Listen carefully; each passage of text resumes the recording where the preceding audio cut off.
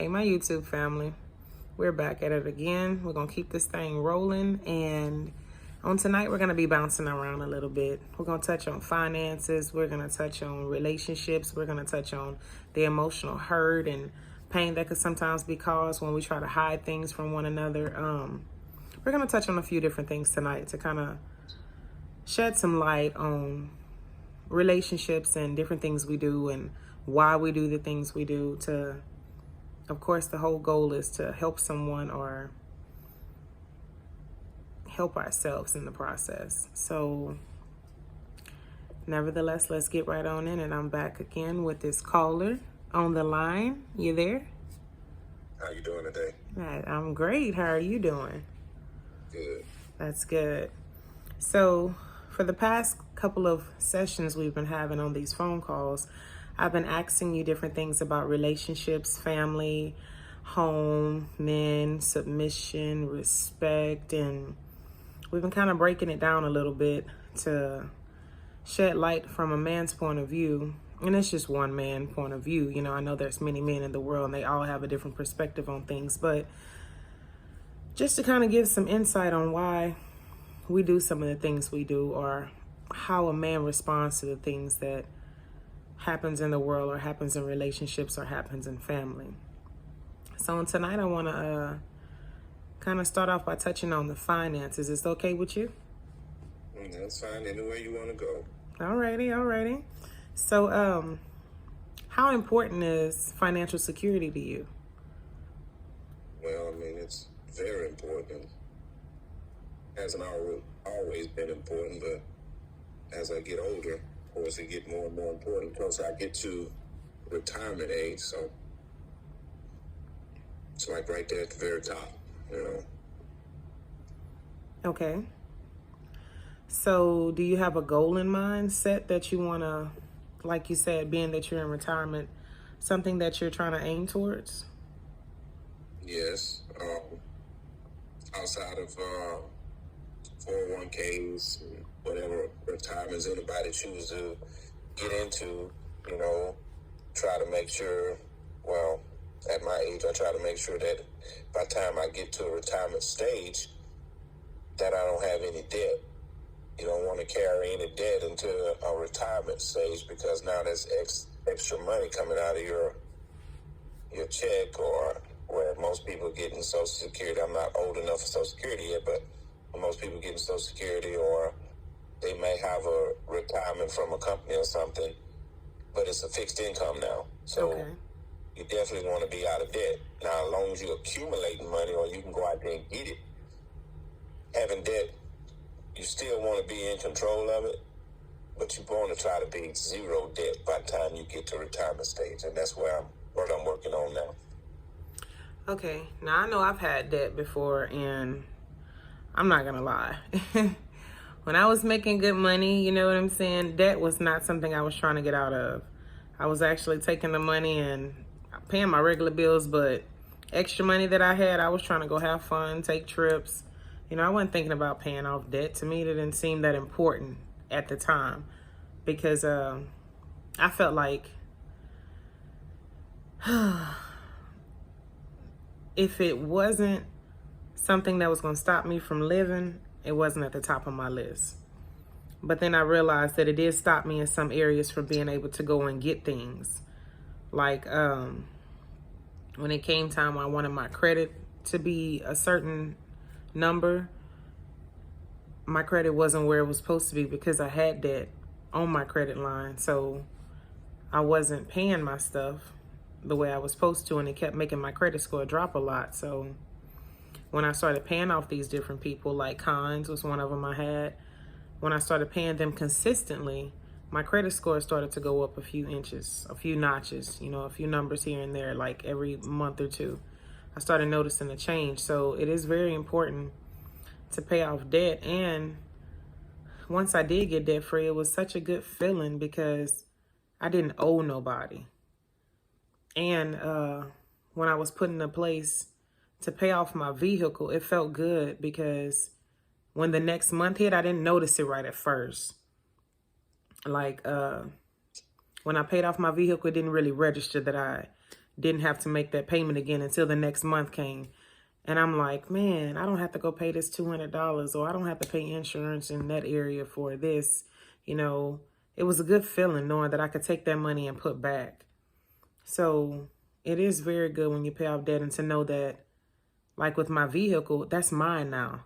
I'm not paying someone for something. It's mine. You know what I'm saying? So that was a very good feeling for me. How did you feel? Have you ever paid off any debt?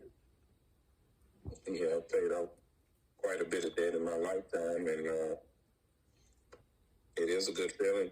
It gives you a little more freedom to do some of the things that you want to do. Like what?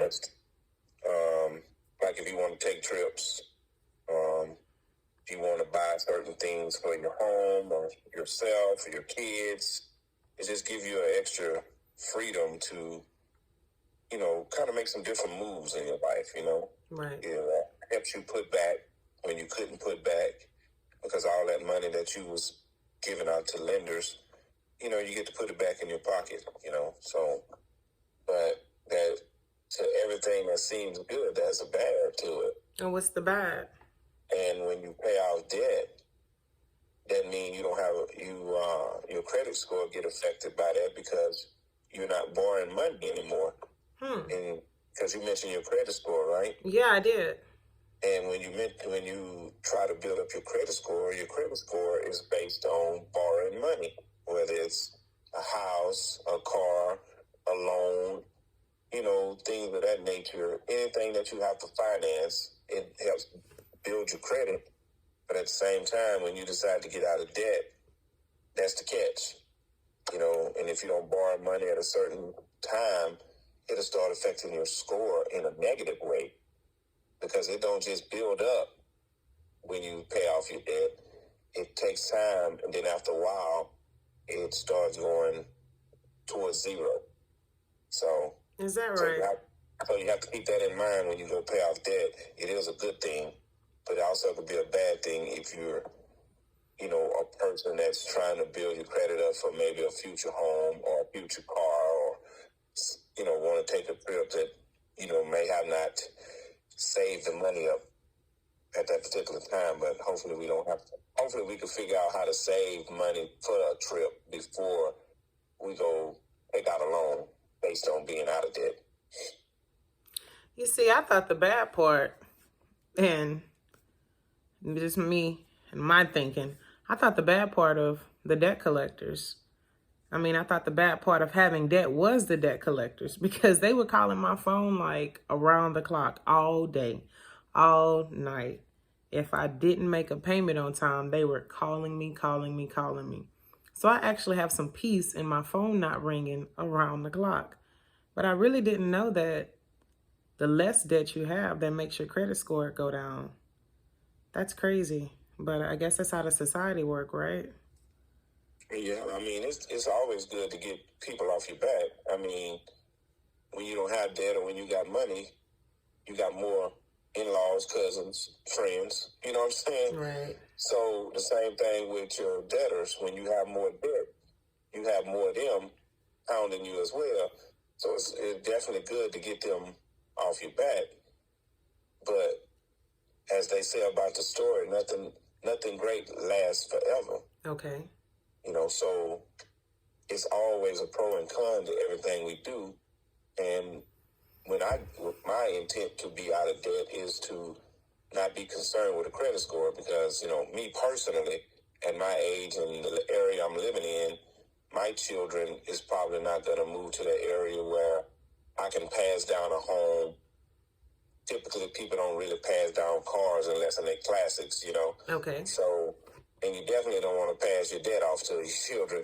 So, I'm probably not going to purchase a home, but who knows what's going to happen in life? You know, you just look at this thing from where it's at, because you can only look so far in the future, right? So, right. But at that point, if I'm having to deal with credit, I'm trying to find a minimum thing that I can use to build my credit without having so much debt. So, yeah, not having creditors on your back is a good thing, but it does make your credit score suffer if you're not borrowing money.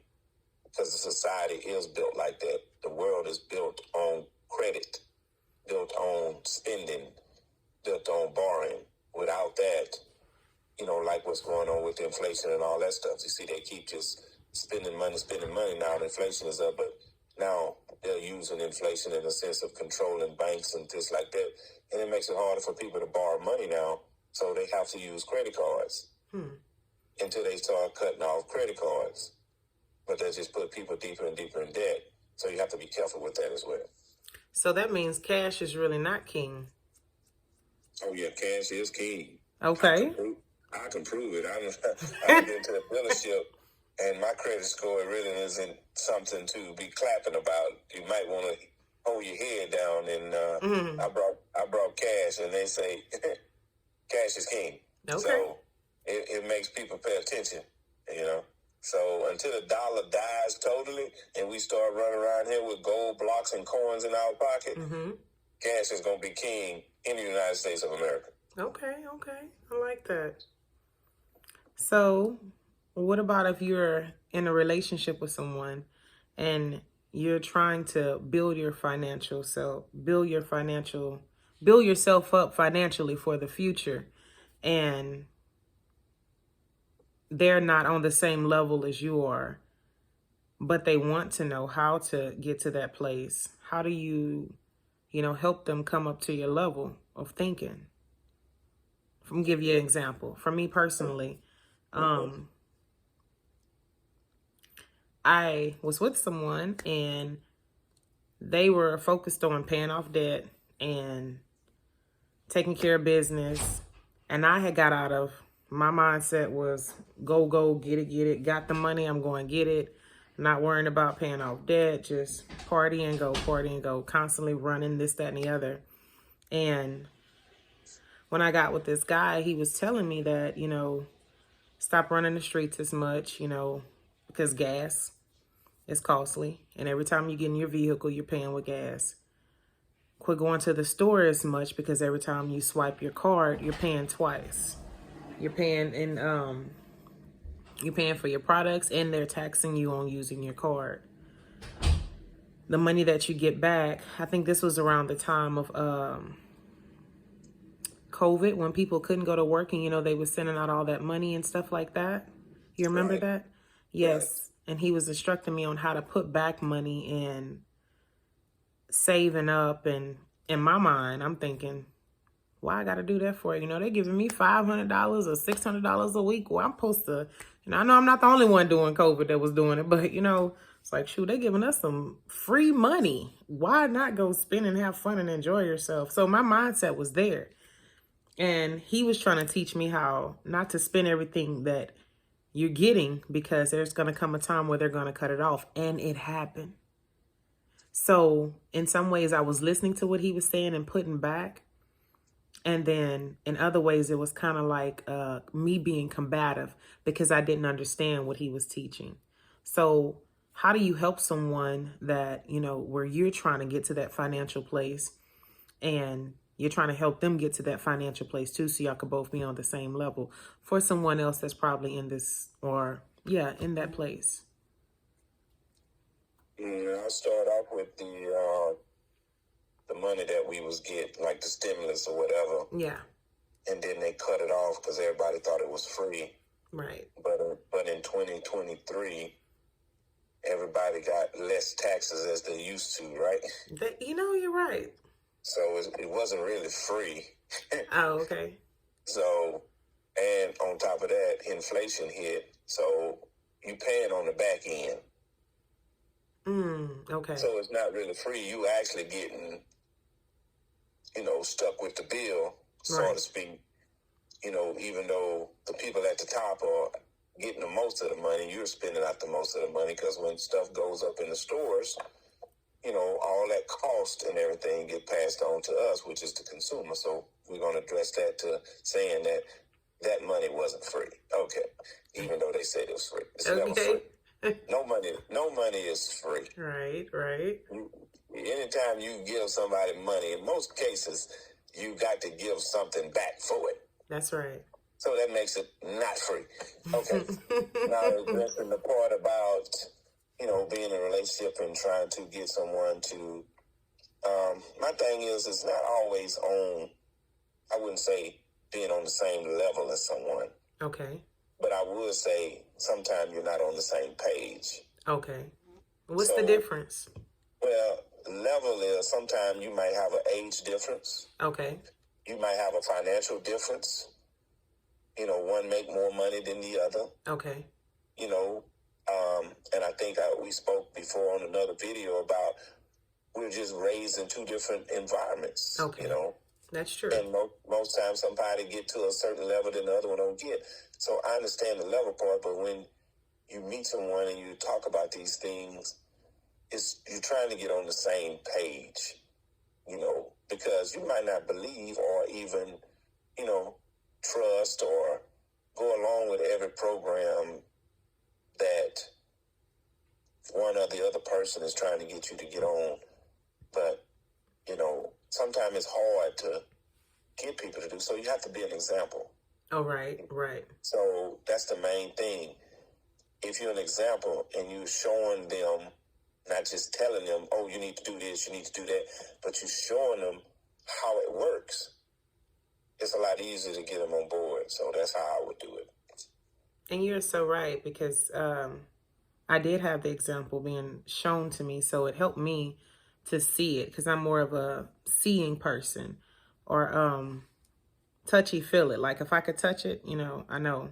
Or if I could see it modeled out in front of me, then it gives me like a blueprint of what it's supposed to be, or how it's supposed to look, or how it's supposed to be done. So that did help me, and it still helps me even till today to be more financially disciplined with the different things I do. Not saying I get it right every single time, because, I had to stop myself earlier from going online and buying some clothes. I was like, nope, that's not a need. So, I have to remind myself that if it's not a need, don't get it. You're setting yourself up for the future. Which brings me to my next thing. How do you put goals in place in order to be able to set yourself up financially for the future?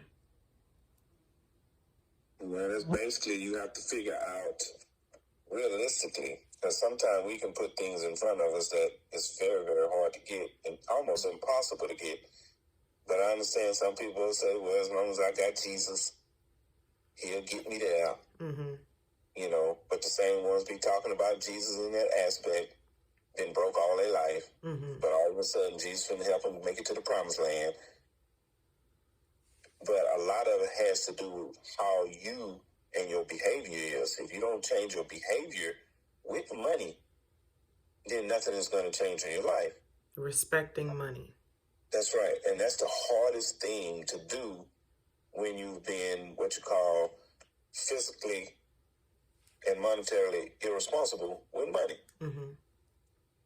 Because I had that problem too, growing up in a household where they wasn't really strong with money, didn't make a lot of money. So I had the same habits. So later on in my life, I had to try to figure it out by making many, many, many mistakes, including bankruptcies and repossessions and, loan defaults and all kind of stuff, So a lot of these things you're not proud of, but it's a learning lesson. If you can learn from it, then it's the best lesson ever.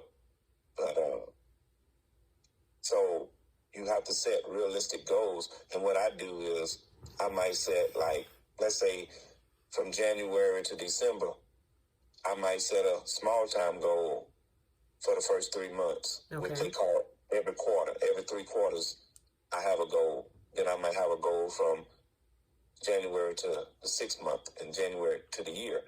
And you just have to, because life is going to happen, so you have to be able to adjust. But, everybody want to talk about, what's your 5-year goal, blah, blah, blah, blah, blah. Okay, that's cool and dandy that you're going to do that in 5 years.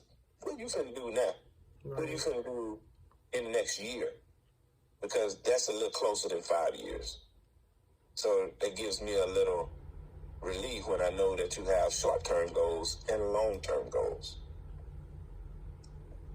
So what are some things that you would suggest putting in place for if life happens, or not if life, but when life happens, because we know we can't stop it. Stuff is going to happen. You know, things are going to break. You know, stuff happens. You know, you can't tell what's going to happen day to day to day. But so what are some things that you suggest that, you know, a person could put in place to kind of protect themselves for the future, or prepare themselves, prepare themselves for the future? Man, it's kind of hard nowadays because a lot of people live in places where they pay more out than they bring it in, you know? So, but for those that can find a way to save in any kind of way, it's always key to have an emergency fund. Okay. And not everybody can have the same amount because not everybody's making the same amount. Right. Even though those making six figures is living paycheck to paycheck. It's not just the poor, it's the middle class as well.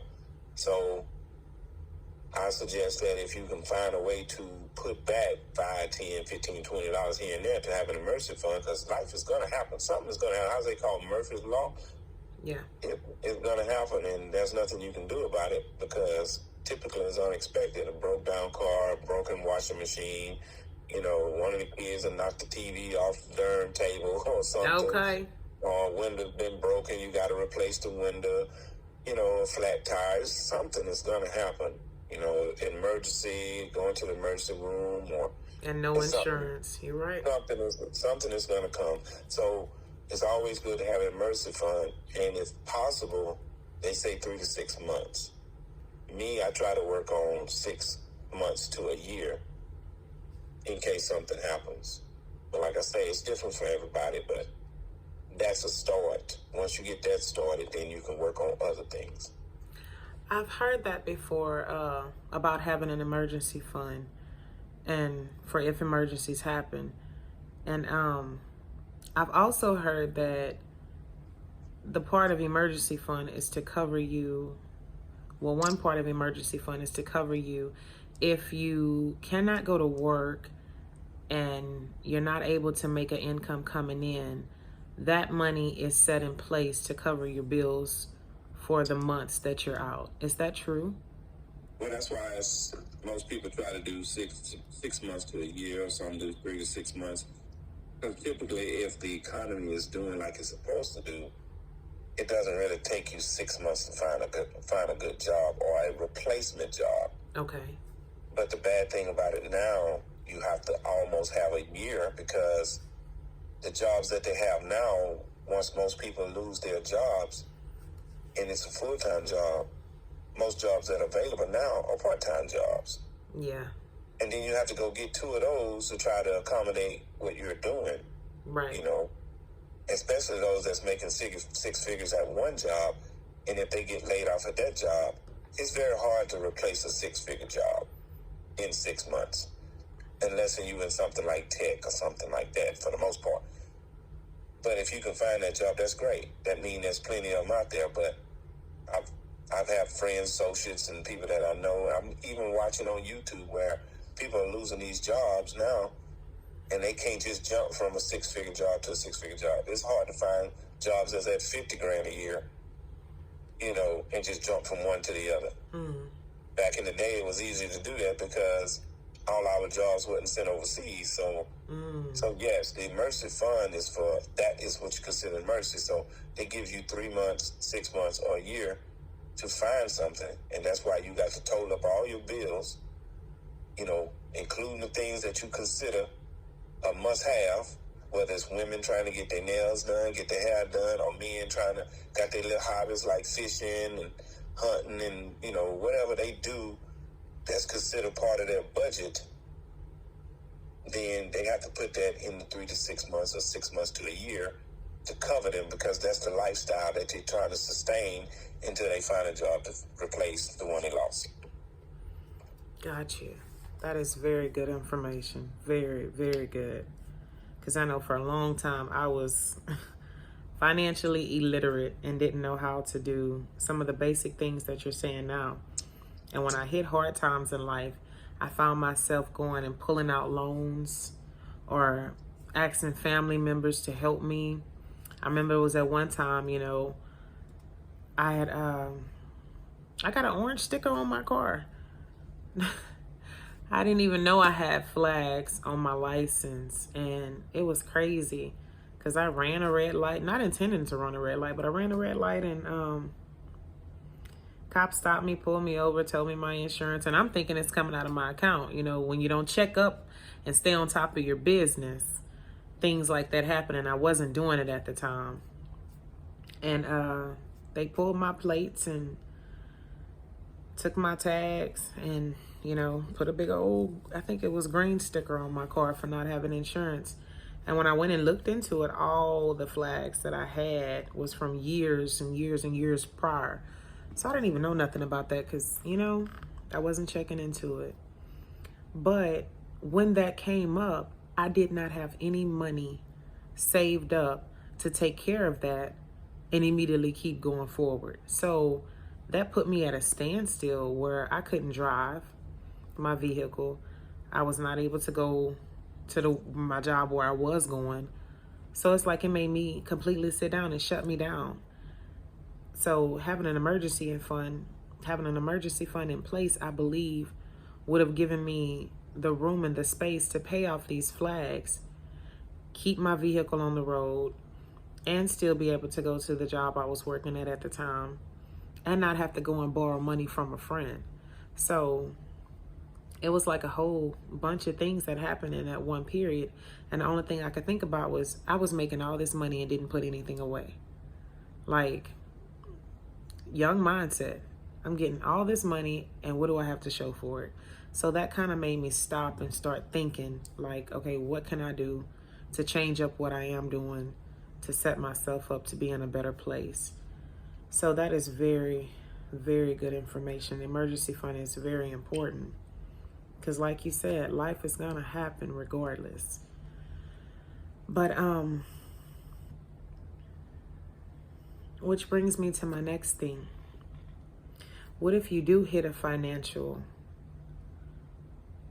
let's say, bump in the road, and you're with your partner? How do you bring that to them when you feel like me, I didn't know how to bring that situation to the person I was with, because I'm thinking, okay, you're an adult. You're supposed to know how to handle your responsibility, you know. So my first initial reaction was like, I'm not going to say anything about it. But then the second reaction was, I need to say something about it because this is an issue, and this issue doesn't just affect me, it affects all of us as a whole. So how do you open up and, you know, talk about things like that when it's a financial situation? First of all, in the last video, we talked about the 5 things that destroys a relationship. That was one of them. And finances is one of them. But what failed to realize is, I wonder why people get in a relationship and want to be single. Oh, so you would consider that as being single? Yes. Whenever you get in a relationship with somebody and you still living a separate life, it's like you have a roommate and not a partner, or, you know, someone that was there to lead. Because if you got the right person now, you don't trust them. Why are you there with them? Why are they with you? Why are you sleeping with them? Why are you building with them? Why are you planning with them? Why are you raising kids with them? Why? It makes no sense to me why people would do that and still want to have all these separate accounts. Now, if you and this person agree on those particular terms, that's one thing. Because not everybody run their house the same, and I'm not telling no one how to run their house or how to run their relationship. But if you are living in a relationship, living single, why? You might as well date and keep a separate household. Okay. And you can keep your money secret all you want. And when things go bad and you ask them for help and they say, no, I thought you had that, then you're going to look funny and be like, I thought we was in a relationship. No. We dating. It's different. Because in a relationship, we're going to be together, not living separately. So that means you're going to talk about all these different things no matter how hard it is. Look, I've dated and talked to people about these finances, and I've been in relationship with the same ones I dated, and it's a total different package. Like, we be open dating, but then we get in a relationship, we hiding things. It makes no sense. Okay.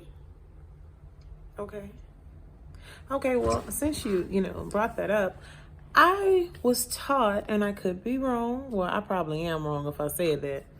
But I was taught that you're always supposed to have something hidden on the side, and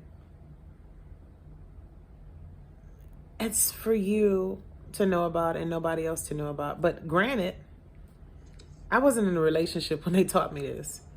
And I don't Okay. have too much, I don't have much history when it comes to being in relationships. I think I've only been in 2 relationships my whole life. And that's because you hid your money.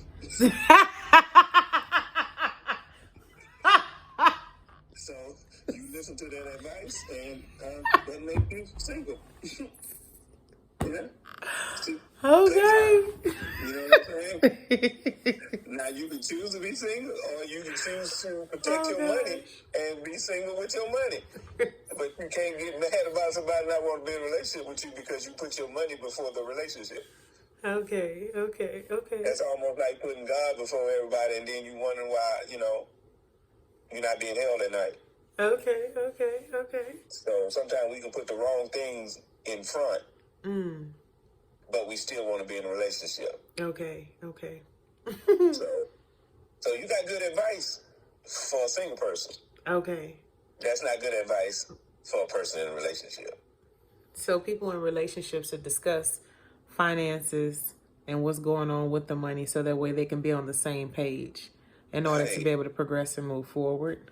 Look, I've been in relationships with people that protected their money and hid their money, and I've been in relationships with people, that is, we have agreed to where we had a joint account that pays all the bills. They had a separate account. I had a separate account because we had family members, right? Mm-hmm. I'm not trying to tell you what not to do for your parents. You understand what I'm saying? Right. I'm not trying to get you to tell me what to do for my parents. Now, we paying these bills. We making sure we going to get that money in there for these bills, period. We going to make sure these kids being taken care of, period. Now, anything happen on the outside, you let your in-laws, your brothers, your sisters, whatever, borrow money. That ain't got nothing to do with me. So don't come to me talking about such and such didn't pay you back and I need to get you. No, I can't get you. But you still going to pay these bills. Okay? Okay. Now, I had a bad gambling habit, but I made sure that money got in that joint account. Okay. Now, what happened with that money on the side? I didn't come to my ex-wife and say, hey, I need you to give me back that $400-500 I just lost. Because that's the same thing as letting somebody borrow the money and don't give it back.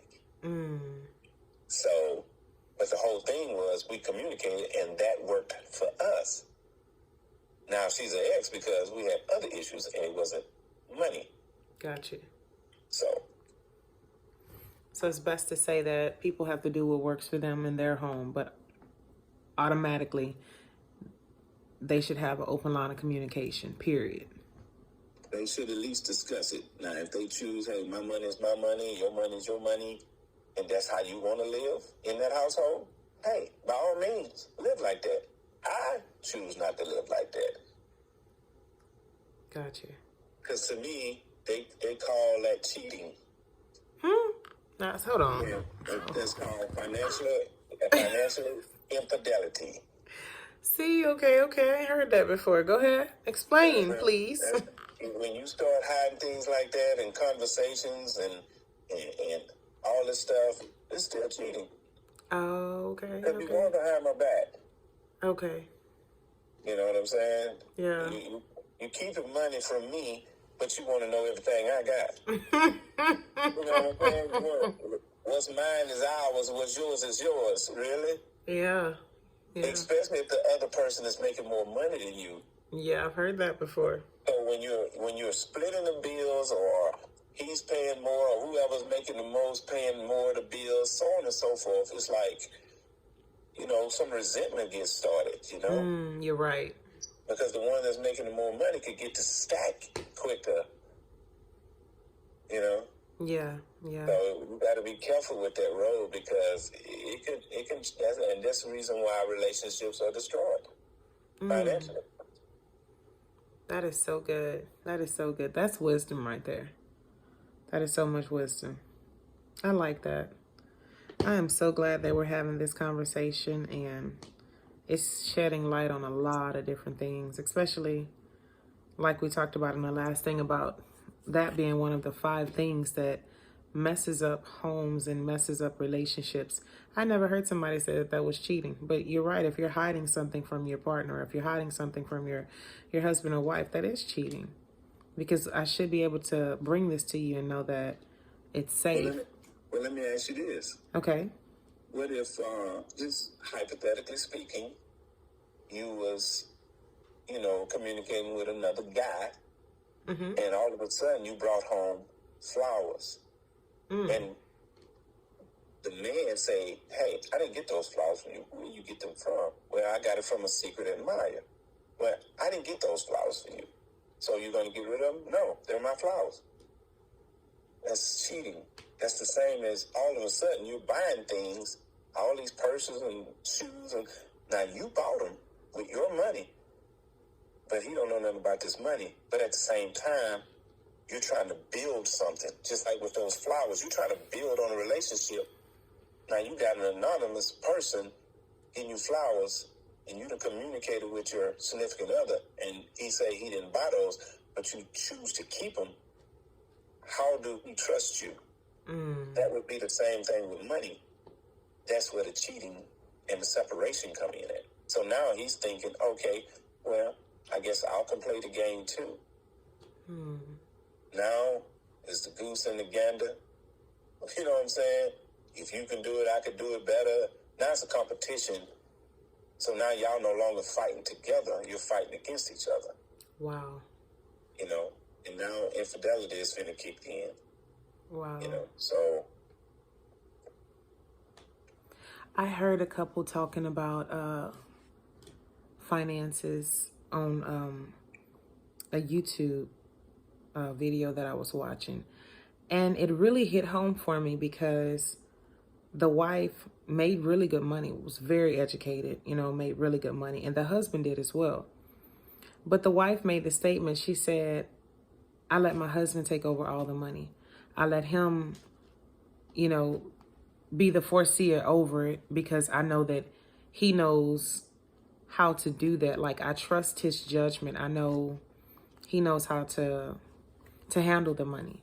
And she said, whenever, I want something, if it's outside of our budget or if it's outside of, things that we already have in place, she said, I'll ask him, is this okay for me to go and get? She said, I don't just go to the store and go shopping, thinking that, hey, I make just as much money as he does. She said, no, I still give him the respect of going and talking to him first to see if it's okay. She said, because I know he manages our finances. He keeps the accounts. He's doing the bookkeeping. He's making sure all the funds, the emergency funds, the savings, all that is in place. She said, so I don't just take it upon myself to go and do what I want to, even if it's a nice purse I want. She said, I still go and talk to him and ask him, are we financially in the right place for me to do this right now? And I thought that was so good because she said, we both make good money, but he's the person that's over the finances. She's saying because he knows how to do it better than I do. She's saying I have an accounting degree. She said, but it still doesn't matter. He is the best person for it. So I take my hands off of that and I let him run it. And I was like, wow, that's deep. And thinking about what you were just saying about the financial cheating, I feel like if me personally, my own thoughts, if we really sat back and let the person who's really strong in that area manage it and take over it and then go from there. Like you said, when you're building with someone, you let everybody work their own lane that they're strongest in. I'm not strong in the financial area, and I know that. That's something I'm working towards. But when it comes to grinding and hustling and, working, I'm strong in that area. So I can go get it. But managing it is not my strongest area. So I know that if I was in a relationship with someone and they were strong in that area, I would have to let them take over that area and me sit back or go to them and ask them, hey, what do you think I should do with this money?